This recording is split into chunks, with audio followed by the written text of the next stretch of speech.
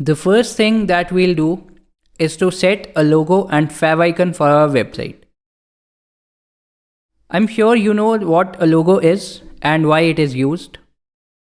Your logo reinforces your brand's identity in the website header. It also makes the user's experience more enjoyable by orienting the user and allowing them to get back to the homepage of your website at any time by clicking the logo. The favicon also serves a similar purpose and is found next to anything that identifies your website. Bookmarks, tabs, history results, and so on. Let me show you a few examples of the favicon. This is my personal website, and the icon that you see here is the favicon.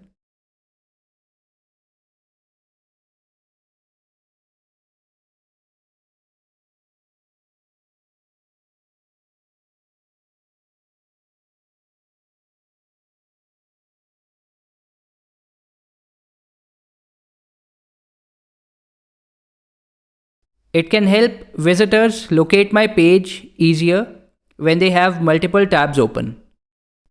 Let me show you some more examples. I have added some bookmarks in my browser, and the icons that you see here are all favicons. Clearly, the favicon is an immediate visual marker for any website, which enables easy and quick identification for web users. It unifies all of the various browser components into a well-branded browsing experience.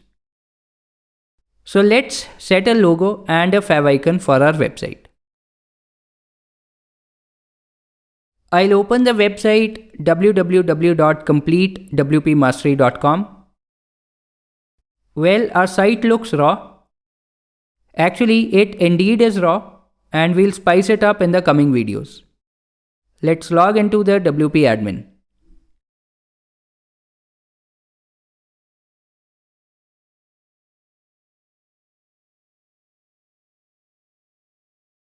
Here's a tip for you. When you are inside WP admin, and if you click this link, it will take you to the website's homepage. And when you are on the front end, on any page of your site, clicking this link will take you to the dashboard, which you now know is the homepage of WP admin.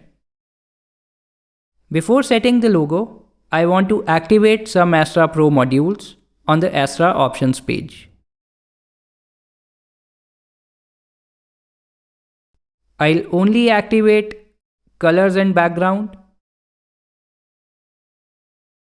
typography, spacing, and nav menu modules, and deactivate the others that we activated in one of our earlier videos. To set the logo and favicon, we need to go to Theme Customizer by clicking Customize under Appearance. At the moment, there is no logo and no favicon. The favicon that you see is the default for Chrome browser, and the text that you see here in place of the logo is the site title that we had set in the general settings in an earlier video.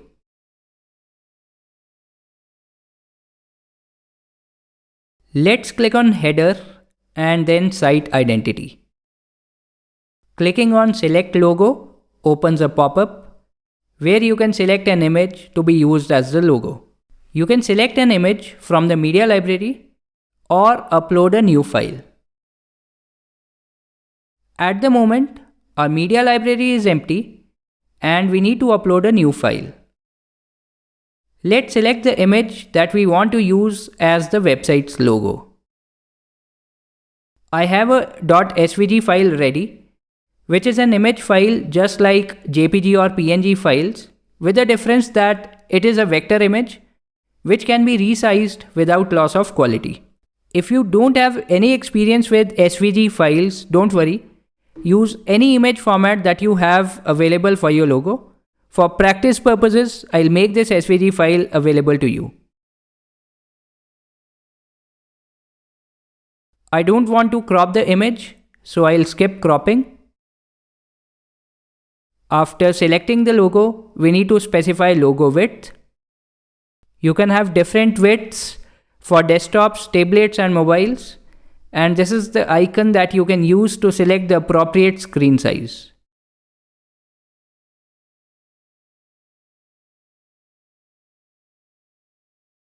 Let us specify 200 pixels for the desktop. You can specify a different width for tablets and mobiles.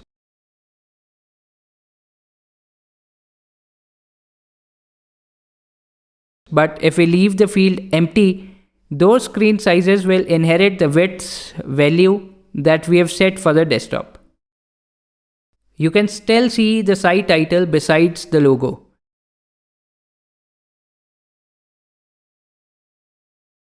This is because display site title option is turned on and it is in line with the logo because this second option is enabled.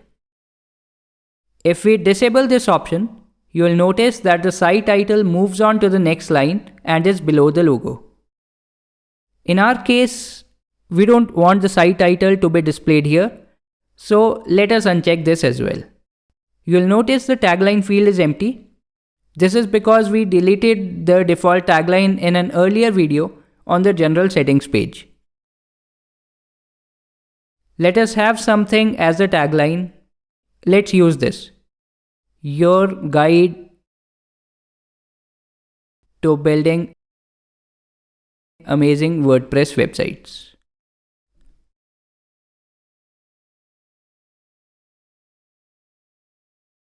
But I'll have this display site tagline checkbox unchecked because I don't want the tagline to appear with the logo.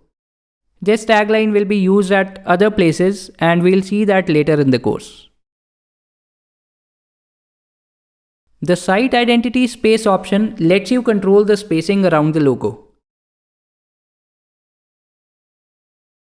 It all depends on your requirements and you can put in any number in these top, right, bottom and left boxes.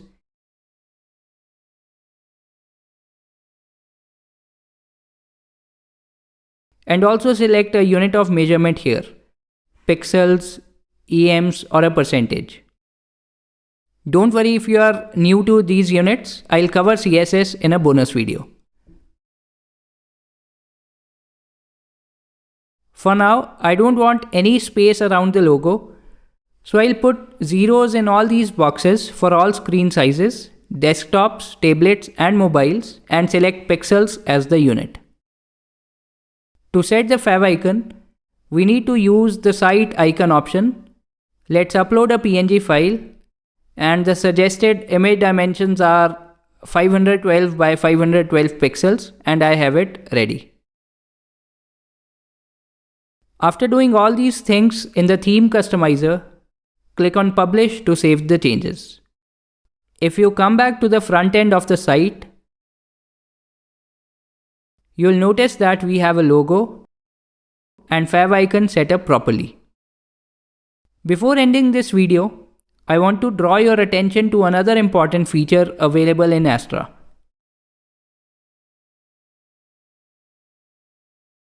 If you remember, we entered zeros in all the 4 spacing boxes in the site identity space option.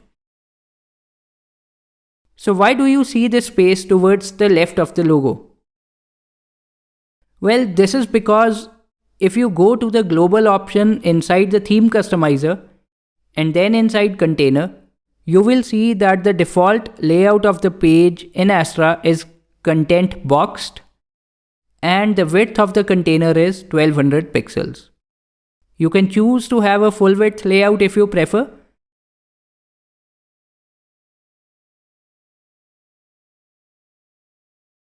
But I'll stick to content boxed layout and a container width of 1200 pixels.